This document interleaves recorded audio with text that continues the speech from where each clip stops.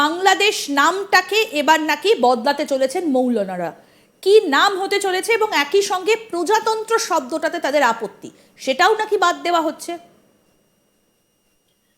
আসলে এটা অলরেডি 2 সপ্তাহ হয়ে গেছে। বাংলাদেশের দুইটা রাজনৈতিক দল একটা আপনার নতুন রেজিস্ট্রেশন পেল। এটা হলো আপনার ওই দিন আপনার রাশেদ এবং নুরু, এই দুটো বাচ্চা পোলাপান। তো এদেরকে একটা দল দেওয়া হয়েছে। তো তারা আবেদন করেছে এই দলের নাম হবে আপনার গণতান্ত্রিক বাংলাদেশ, নট গণপ্রজাতন্ত্রী বাংলাদেশ। আরেকটা ইসলামিক দল আছে বাংলাদেশ ইসলামিক শাসনতন্ত্র, তারা বলছে যে বাংলাদেশের নাম হবে বাংলাদেশ কল্যাণ রাষ্ট্র।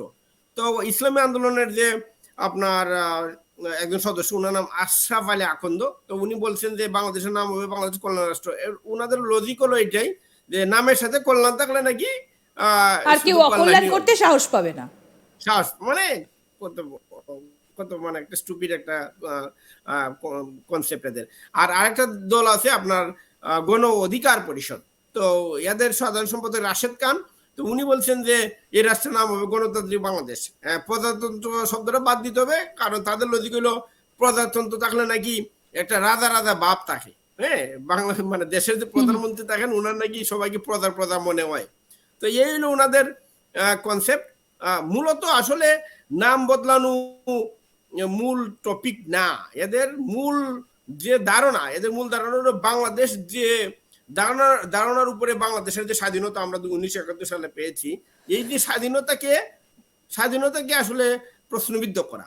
হ্যাঁ, এবং তারা এই জিনিসটা আসলে বাংলাদেশের মানুষকে বোঝাতে চায় যে আমরা আসলে ভুলভাবে স্বাধীন হয়েছি, আমাদের আসলে স্বাধীনতা দরকার ছিল না, আমরা আসলে পাকিস্তান হিসেবে ভালো ছিলাম, আমাদের একটা ভুল হয়ে গেছে। এখন যেহেতু ভুল হয়ে গেছে, এখন তো আর বলা যায় না যে মুখ ফুটে বলতে পারেন না যে এটা ভুল হয়ে গেছে। এই জন্য তারা কি করছে যে না, আমরা নামটাই বদলিয়ে দিই। আপনি হয়তো জানেন ইতিমধ্যে আমাদের জাতীয় সঙ্গীত পরিবর্তনের কথাও অনেকজন বলছে। হ্যাঁ, ইভেন আমাদের যে মানচিত্র, আমাদের যে ফ্ল্যাগ, আমাদের যে পতাকা, এই পতাকাও চেঞ্জের কথা আছে। আপনি দেখেন, তারা বলছে দেশের নাম বদলাতে হবে, তারা বলছে যে আমাদের জাতীয় সঙ্গীত বদলাতে হবে, তারা বলছে যে আমাদের ফ্ল্যাগ বদলাতে হবে। তাইলে আর বাকি থাকলো কি পাকিস্তান হতে? তারা শুধু মুখ ফুটে এটাই বলতে পারতেছে না যে আমাদের নাম আবার পূর্ব পাকিস্তান হয়ে যায়। এই হলো অবস্থা। এই অবস্থার মধ্যে আমরা আছি। এবং অবশ্যই বাংলাদেশ অবশ্যই আমাদের স্বাধীনতা প্রো 71 মানুষজন আছেন, এবং তারা কিন্তু বলছেন যে আসলে এগুলো যা হচ্ছে এটা খুব বাড়াবাড়ি হচ্ছে। কিন্তু তারা প্রতিবাদ করার সাহস পাচ্ছেন না, কারণ আপনি প্রতিবাদ করতে গেলে আপনাকে জেলে ঢুকে দিবে, আপনার নামে মামলা দিবে। আপনি জানেন মৃত মানুষের নামও বাংলাদেশে এখন মামলা হচ্ছে, তারা একের পর এক মামলা দিচ্ছে। আমার এক কলিগ আছে অমির রহমান পিয়াল, উনি সুইজারল্যান্ডে থাকেন। তো উনাকেও একটা মামলায় উনাকেও একটা খুনের মামলায় ফাঁসিয়ে দিয়েছে। তো সুইজারল্যান্ড থেকে উনি কিভাবে বাংলাদেশের মানুষকে খুন করলেন, মানে আমি জানি না উনার হাত কত কিলোমিটার লম্বা। মানে এই অবস্থা আর কি। এটা কি কোনোভাবেই যাতে যারা বাংলাদেশের বাইরে এই মুহূর্তে রয়েছেন তারা দেশে ফিরতে না পারেন, সেই কারণে কি মামলাগুলো দেওয়া হচ্ছে? হ্যাঁ, আপনি দেখেন দেশের বাইরে বাইরে যারা আছে তাদেরকে মামলা দেওয়ার অর্থ কি? যে তোমরা যাতে দেশে ঢুকতে না পারো। ইভেন আপনি যে ধরেন আপনারা তো আত্মীয় স্বজন অবশ্যই বাংলাদেশে আছে, আপনি যে শো করছেন, আপনি তো বাংলাদেশে ঢুকলে আপনাকে লটকাই দিবে, বুঝছেন? এইটা আসলে একটা ভয় ঢুকানো যে তোমরা কেউ কোনো প্রতিবাদ করবা না, প্রতিবাদ করলে তোমাদের অবস্থা খারাপ হবে। এই জন্যই দেখেন যে অমির রহমান পিয়াল যিনি সুইজারল্যান্ডে থাকেন, তো উনাকে কিভাবে তারা মামলা দেয়, এবং বাংলাদেশের প্রত্যেকটা মানুষ জানে যে উনি আপনার সুইজারল্যান্ডে থাকেন। সুইজারল্যান্ডে থাকা অবস্থায় উনাকে কিভাবে মামলায় দিল? স্পষ্টতই এটা বোঝা যায় যে বিষয়টা একদমই ক্লিয়ার যে তোমরা দেশের বাইরে আছো, দেশ নিয়ে কথা বলবো না, দেশ আমরা যা মনে ভালো লাগে আমরা তাই করবো, আমরা দেশের নাম বদলাবো, আমরা ফ্ল্যাগ বদলাবো, আমরা জাতীয় সঙ্গীত বদলাবো। এবং এইটা কিন্তু অফিসিয়ালি তারা কিন্তু এই প্রপোজালটা দিয়েছে যে বাংলাদেশের নাম আপনি আমাদেরকে দেখিয়েছিলেন প্রথম যে সুনামগঞ্জে কিভাবে অত্যাচার হচ্ছে, আপনি ভিডিওটা স্ক্রিন শেয়ার করে আমাদেরকে দেখিয়েছিলেন। আমরা খবর পেয়েছি যে ঢাকাতে, আমরা সেই ভিডিও দর্শকদের সঙ্গে শেয়ার করেছি, যে ঢাকাতে একটা মন্দির, সেই মন্দিরে কিভাবে আগুন জ্বালিয়ে দেওয়া হয়েছে। এই মুহূর্তে দাঁড়িয়ে আর কোন কোন জায়গা থেকে এই ধরনের ঘটনাগুলো উঠে আসছে, কোথায় কোথায় এই অত্যাচারের ঘটনাগুলো বেশি করে উঠে আসছে?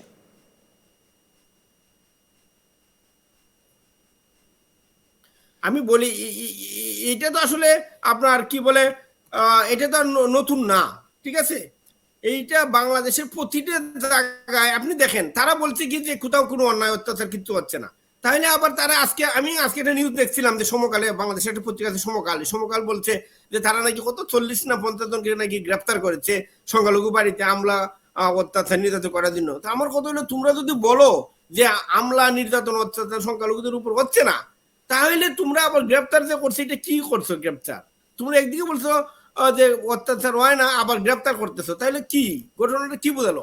শুধু তাই নয়, আপনি হয়তো দেখেছেন, আমার ফেসবুকে হয়তো দেখেছেন, গতকালকে আমাদের যে চিন্ময় প্রভুর জামিনের জন্য রবীন্দ্র ঘোষ, সুপ্রিম কোর্টের একজন আইনজীবী, উনি চিটাগাং এসেছিলেন জামিনের আবেদনের জন্য। উনাকে আদালত পাড়ায় নির্যাতন করা হয়েছে। একজন ঠিক। প্রতিষ্ঠিত স্বনামধন্য একজন আইনজীবী রবীন্দ্র ঘোষ, যিনি জামিনের জন্য এসেছিলেন, উনাকে তারা অপমান অপদস্থ করেছে। তো এই একজন স্বনামধন্য আইনজীবীকে যদি তারা অপদস্থ করে, তাহলে সাধারণ মানুষ যারা আছে, সুনামগঞ্জ বলেন, ঢাকা বলেন, ময়মনসিংহ বলেন, খাগড়াছড়ি বলেন, খুলনাতেই বলেন, যে জায়গাতেই বলেন, এটা তো স্পষ্ট বোঝা যাচ্ছে যে তারা আসলে কি চায়। তারা চায় বাংলাদেশে কোনো সংখ্যালঘু, হিন্দু, খ্রিস্টান, বৌদ্ধ, তারা যাতে কেউ বাংলাদেশে না থাকে। এইটা হলে তাদেরকে একটা মেন্টাল প্রেশার ক্রিয়েট করা, নট অনলি মেন্টাল, এটা একটা ফিজিক্যাল অ্যাসল্ট করা, যে তোমরা এই দেশ তোমাদের না, এই দেশ তোমাদের না, তোমরা ইন্ডিয়ায় চলে যাও। এটা তারা মুখ ফুটে বলতে পারে না, কিন্তু তারা আমলা নির্যাতনের মাধ্যমে বোঝায় যে তোমরা চলে যাও।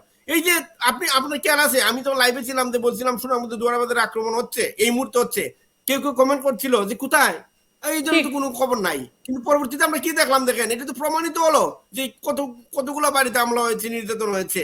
তাহলে এই হলো আমাদের বাংলাদেশের বর্তমান অবস্থা। ঠিক কথা। এই যে আমরা দেখেছি যে গতকাল এই যে ব্রাহ্মণ্যবেড়িয়া, যেটা আগরতলা সীমান্তের কাছে, যে বাংলাদেশের ওপারে, সেখানে প্রচুর মানুষ, বিএনপির প্রচুর গাড়ি সেগুলো এগোচ্ছিল বর্ডারের দিকে, কি না তারা দখল করতে চাইছেন। আপনি বলুন দাদা, অভ্যন্তরীণ রাজনীতিটা এখন কোন জায়গায়? এরা সবাই বিএনপির সমর্থক বলে জানতে পারা গিয়েছে। এটা কি তাদের নির্বাচনের এজেন্ডা? আমি আপনাকে ওই দিনও বলছিলাম, বাংলাদেশে কিন্তু আপনি মানে আপনি এক্সটার্নালি দেখছেন যে এইটা হিজবুতি যে সমন্বয়ক আছে, তারা ডক্টর ইউনূসের মাধ্যমে তারা দেশে একটা সামরিক একটা অভ্যুত্থান ঘটিয়েছে। এটা কিন্তু আমরা বাইরে থেকে দেখতে পাই। কিন্তু মূলত এই এন্টায়ার যে গেম, এই গেমের মূল যে মানুষ, তারা কিন্তু বিএনপি। কারণ বিএনপি তাদেরই কিন্তু এই পুরো চক্রান্তের মূল অংশ। এবং তারা, আপনি জানেন, গতকালকে তারা ইন্ডিয়া অভিমুখে তারা মার্চ করেছে। এবং বিএনপির একমাত্র পলিটিক্যাল যে ওয়েলথ, যে সম্পদ আমরা বলবো, এটা হলো ইন্ডিয়া বিরোধিতা। মানে তারা যত